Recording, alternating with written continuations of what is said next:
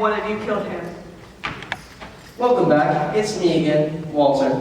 Act 1 came easily enough, but Act 2 is a tricky one. A murder has been committed, and now it must be solved.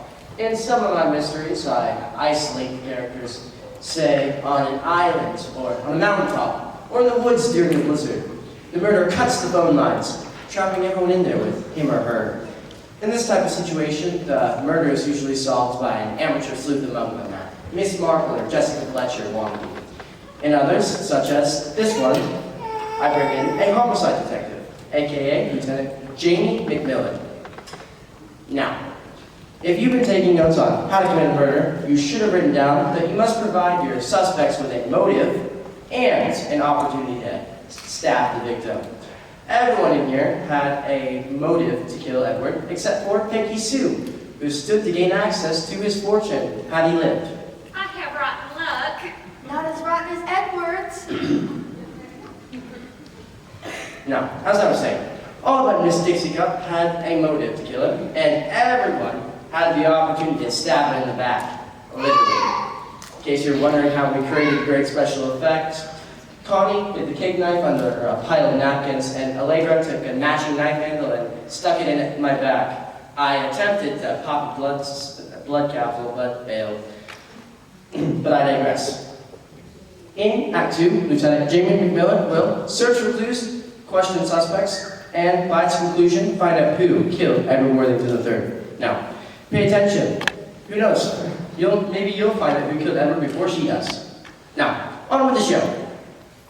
You've all told me as a group what has happened.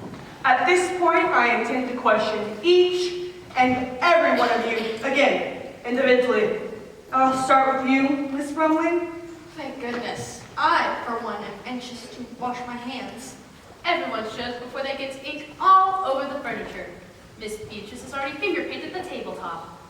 Lovely me! Don't fret, Miss Beatrice. Miss Vickers will clean it for you. I've been dying to scratch. Hives, nerves. I regret the inconvenience, but it's standard procedure to fingerprint all suspects at the crime scene. If we're excused, I'm going to my suite to cleanse my digits. May I suggest the guests gather in the parlor next door? There's a half bath in the hallway. The staff can wait in the kitchen until you're ready for us. That's a good idea. So, what would you like to know, Lieutenant? Let's see. Miss Brumley, you said you were Mr. Worthington's personal secretary. How long have you been serving in that capacity?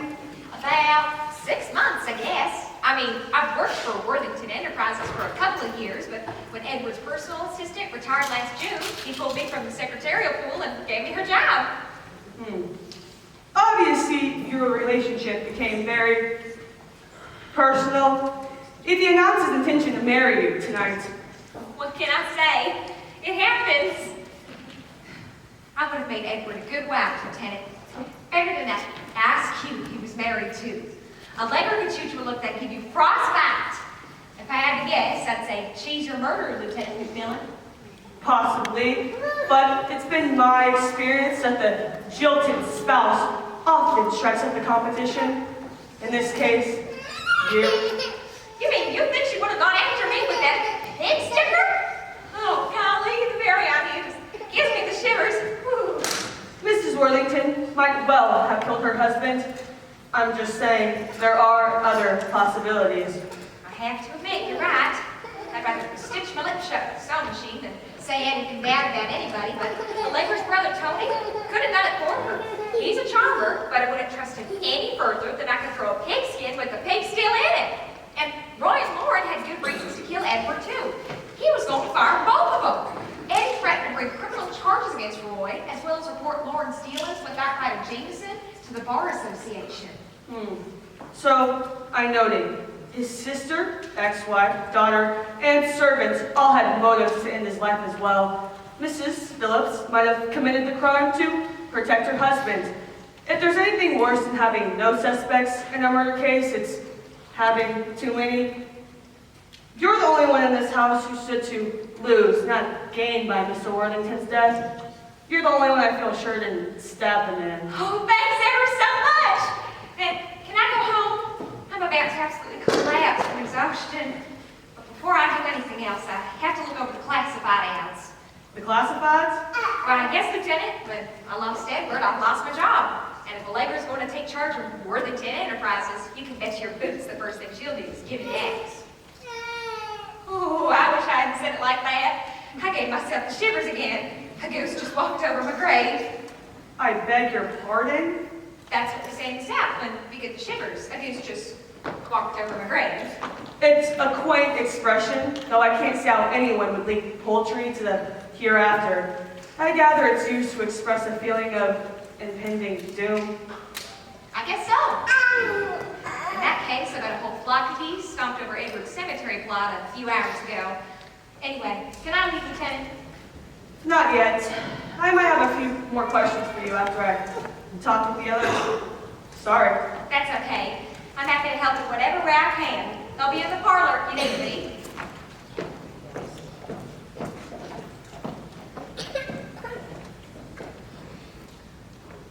Pete, McMillan here. How are the fingerprints coming along? Uh-huh. That's it? The only ones on the handle that weren't smudged were the victim and his wife's? Too bad. Yeah, everyone saw him give her the knife to open the envelope.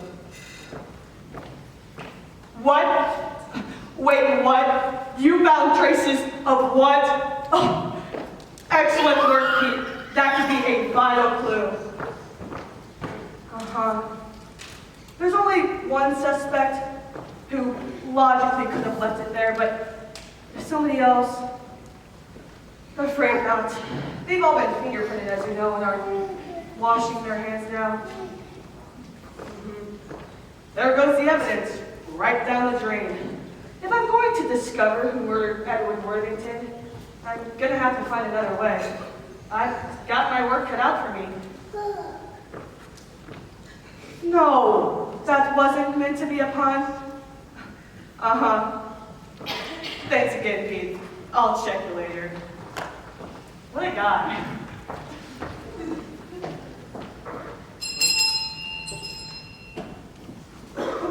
You rang, ma'am? Yes, Edith visits? Actually, it's Edwina. Oh. Will you ask the other servants to come in, please, as well as yourself? Of course, Lieutenant. There's another one?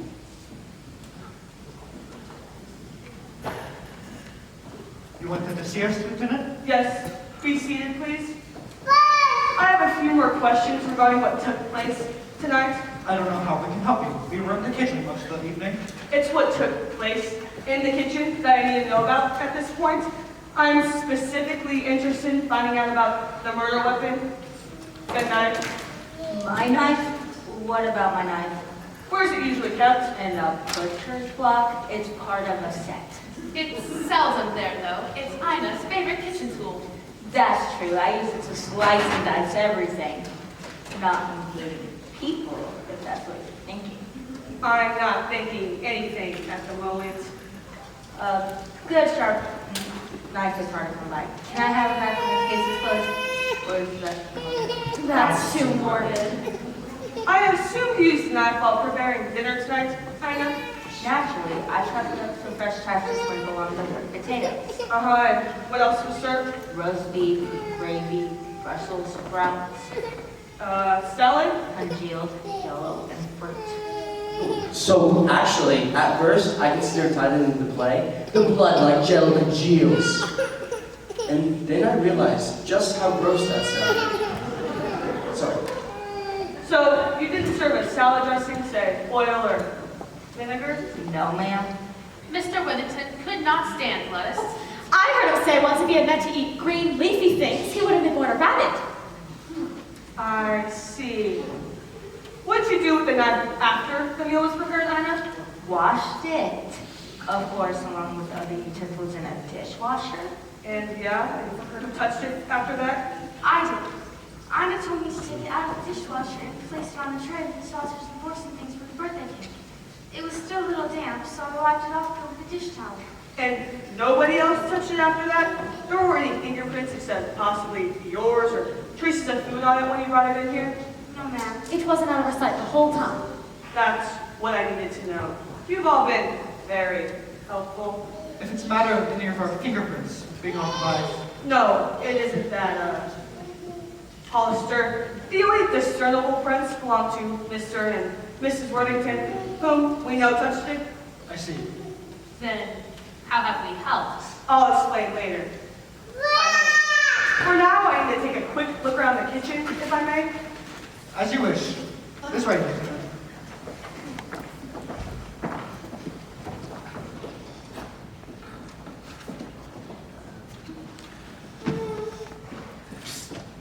Tony, what are you doing here? Come here. Were you eavesdropping on us? No, I just happened to be in this direction. But the murderer didn't leave any prints on the knife. Unless it was Miss Worthington. Sis, it wasn't her. How can you be sure? Well, for one thing, Edward was stabbed in the back. Allegra was sitting right in front of him. If she stabbed him, she would have hit him right in the chest. Maybe, but it was too dark to see. Mr. Worthington could have turned around to start towards the light switch. Ah, clever girl. Pretty as well. I knew you were special from the first time I laid eyes on you. You shouldn't. I know, but that's what makes it so much fun. Lieutenant McMillan will want to question you, too.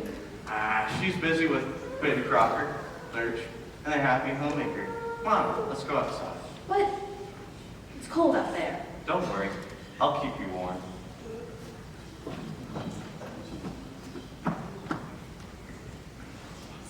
She thinks I did it.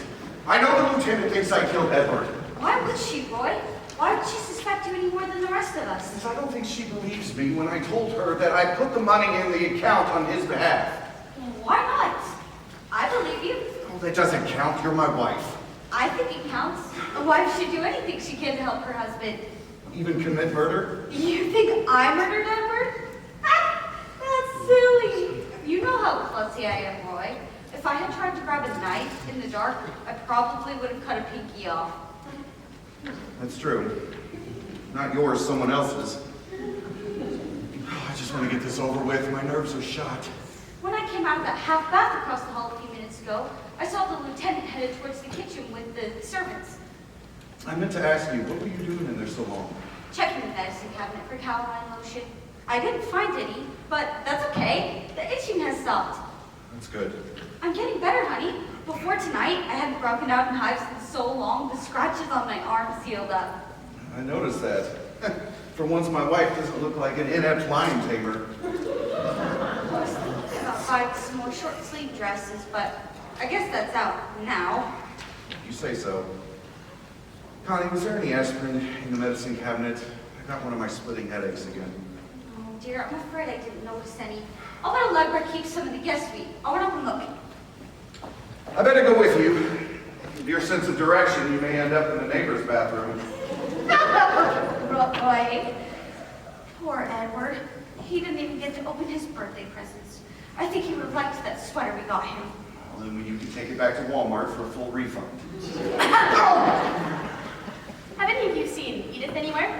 No, we haven't. Excuse us. She wasn't in the kitchen and she wasn't in the parlor, so that must mean... Uh-huh.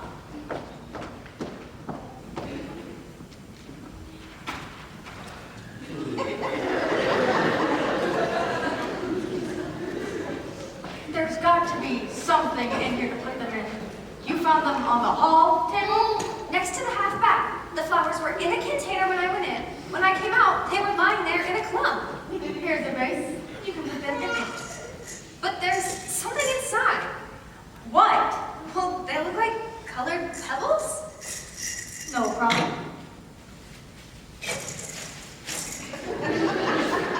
So, where's the detective? I don't know. Shouldn't we wait in the parlor until she's ready to question us? Why? Nobody else is. You know, I wish whoever poked Edward would fess up so we could all go home. But I don't suppose that's likely to happen. You didn't do it all. Did you kill Father? No, dear. I can't take credit for that, though I've threatened to lots of times. I know I was always cutting him down, but I didn't do it literally. I hope you can convince Lieutenant McMillan of that. She seems like a pretty smart gal. The lieutenant should realize that if I had been going to knock off Edward, I'd have done it years ago when he left us to marry Allegra, the shark woman. She'd have a pretty hard time proving that I killed my ex in a fit of anger that lasted 10 years. If anyone could hold a grudge that long, you could, Justine. Except you wouldn't have needed a knife. With that sharp tongue of yours, you could have licked him to death. Speak of the devil, and she appears. Still here? I'm surprised you didn't make the most of the opportunity and run out to buy a new black dress. With what? You know I don't have any money of my own, and I'm sure Edward's accounts will be frozen for quite some time. Good point. Speaking of money, the fact that he was supporting Deborah and me should be proof I didn't kill him. I'm not dumb enough to slay the goose that was laying the golden eggs. But tonight, he did threaten to cut off your income. I know. He's done that for years. Every time I ticked him off, which was often, if he did stop my alimony checks, I might consider homicide. But not until then. The very idea that... Oh, Let me explain. what's going on? A meeting of Edward's wives, past, present, and future. We were just waiting for you to join us. What was going on out there? This snake in the grass, Lauren. Peggy Sue. Why, madder than a wet hand. That bacon! I told Lauren that I'll be looking for a new job now that Edward's dead.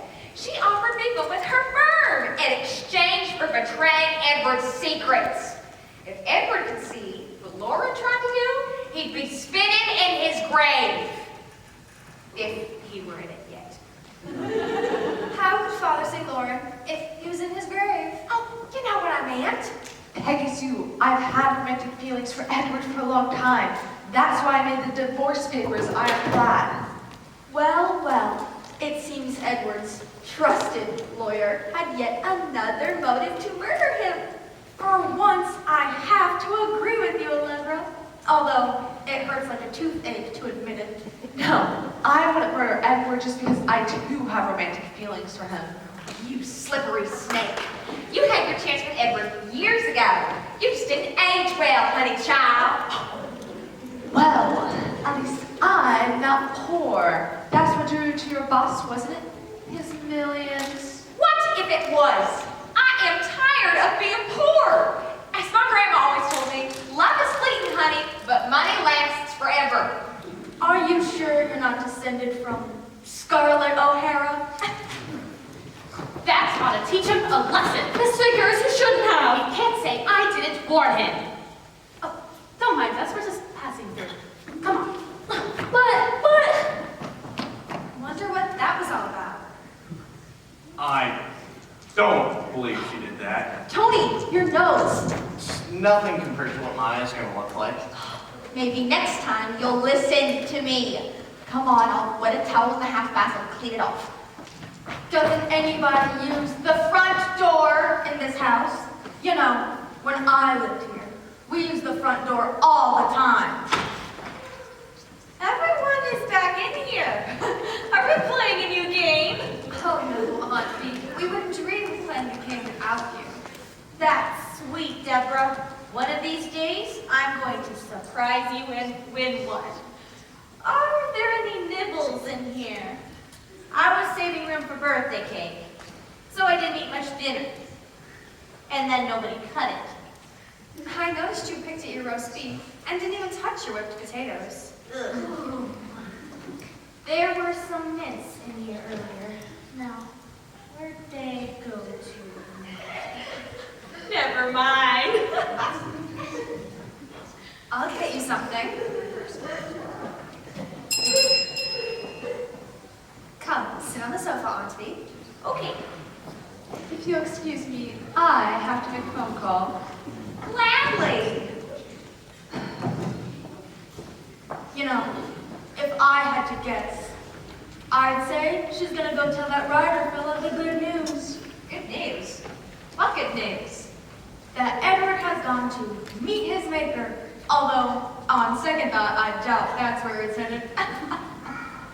Anyways, Lauren is a very lucky lawyer. Not only is the man who's gonna have her disbarred dead, that Jameson guy will probably pay her a fortune for a first-hand account of Edward's murder. With a climax like that, Edward Worthington III's biography will be a huge bestseller. I told you Lauren was a snake. You won't get an argument from me. Excuse me, did someone ring? Yes, Edwina. My aunt is a little hungry. Could you see if there's something in the kitchen you could prepare? Of course, Miss Deborah. It may take me a minute, though. Please study Mr. Smith through everywhere in the cabinets, the kitchen, refrigerator, everywhere. I'll do it. Thank you. She's searching the kitchen? Wonder what for? Maybe she's hungry too. You should have paid attention to the label. I'm sorry, honey. It was an accident. Maybe I should see a doctor. I don't know what he could do. Oh, hello again, everybody. What's the matter, Roy? Still have a ferocious headache. So my wife went looking through the cabinet for some aspirin. We couldn't find any, so she went through Allegra's medicine chest. I knew I should have looked at those pills before I took them. It wasn't aspirin? Well, no. I didn't see any aspirin, but there was this vial of big orange pills that looked like a prescription strength Motrin Roy keeps at home for his headaches. I gave him those before I read on the label that they were Premarin instead. I only gave you 4. Premarin? What's Premarin? Double strength estrogen.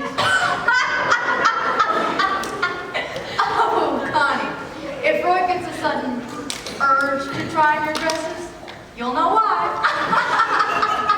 Oh, stop it. Why don't you sit down? Connie, we're bringing some snacks for you to join us. Oh, good. Maybe having something on Roy's stomach will absorb the, you know. Is it hot in here? Gosh, why is it so hot in here? Trust me, it'll pass. Isn't that better? I can't breathe. So which would you rather do? Breathe or bleed? I guess I'll manage this way. I need to sit down. What happened, Tony? This Vickers poked me in the nose. That witch, if I were you, I'd claw her eyes out. I'm sorry, Allegra, but Roy took some of your Premarin by mistake. I thought it was Motrin. Premarin. Female hormones. Why don't you just tell everyone?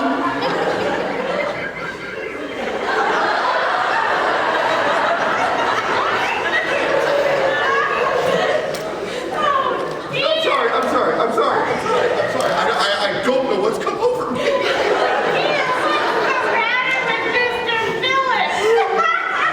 He's in touch with his feminine side. Actually, he's in touch with my feminine side. It was my prescription he took. If you got any pills left, could I have a few? Lauren probably needs some at this point in her life. Whatever happened to topics of conversation I can understand? Like the weather. Hairstyle. All right, let's talk about murder. Okay, hold it. Look, I know I said I wouldn't stoop to using low humor, but Roy and the estrogen thing got a bit out of hand. Straight up, Roy. All right. And Tony, take the Kleenexes out of your nose. You look like a walrus. That's right. Okay. Let's talk about murder. So, Lieutenant McMillan, do you know who killed my husband? My ex-husband? My future husband? Little Bubba? Not yet, but the head of our crime lab, Pete, passed on some interesting information that might prove to be relevant. I don't suppose you would tell us what that is? When the time is right. Excuse me, Lieutenant McMillan. Miss Deborah said Miss Beach was hungry and requested we bring in some food. We thought everyone else might like a snack as well. After Mr. Worthington's big announcement, no one seemed to have much of an appetite. The roast was barely eaten and nobody touched my Brussels sprouts.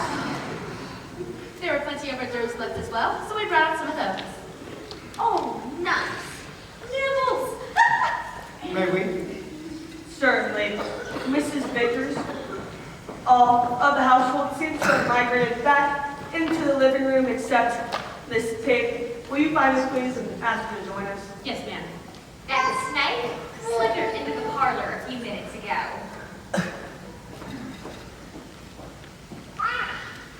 Please, help yourselves.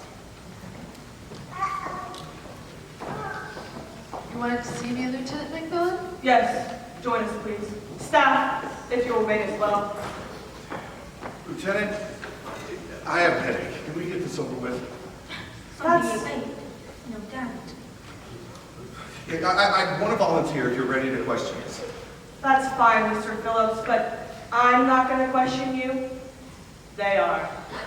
Okay, house lights.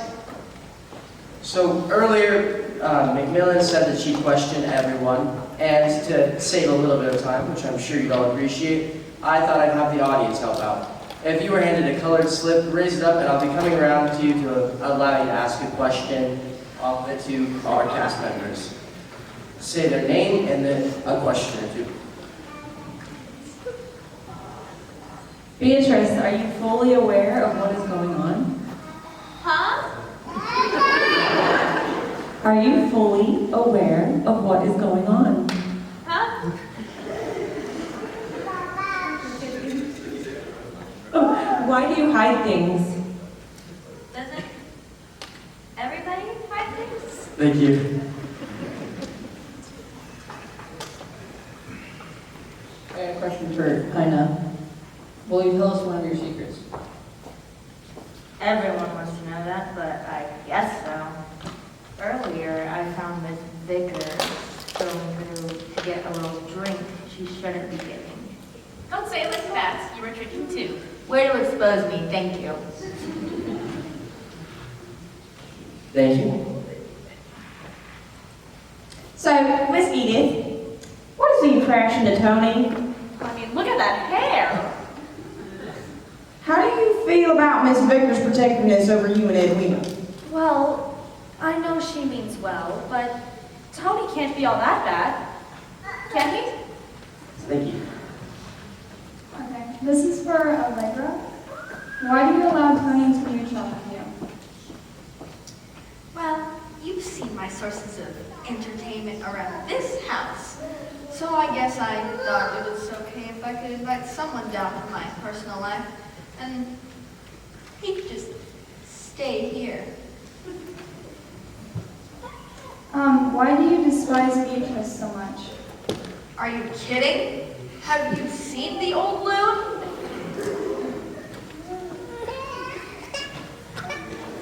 Question for Deborah. Why are your college grades so bad? Well, see, most of my day is spent trying to decide what party I'm going to go to tonight. So I don't have much time for classes or studying or school in general. And another question. How do you feel about your father marrying a woman as young as you are? Obviously, I'm not thrilled about it, but he was my father, so you know him. There was nothing much I could say about it, and you paid for my college, so you also paid for my partying. I wasn't going to do anything to stop the cash flow. Mrs. Vickers, why are you a housekeeper? Well, my mother was a housekeeper for the Borderton family before I was, and her mother before hers. I just kind of stuck around. Why do you care about Edith and Edwina? Well, you see, I actually have two twin daughters of my own, and they remind me so much of them. They're so caring and gentle. I want to protect them from any dangers that might come across them.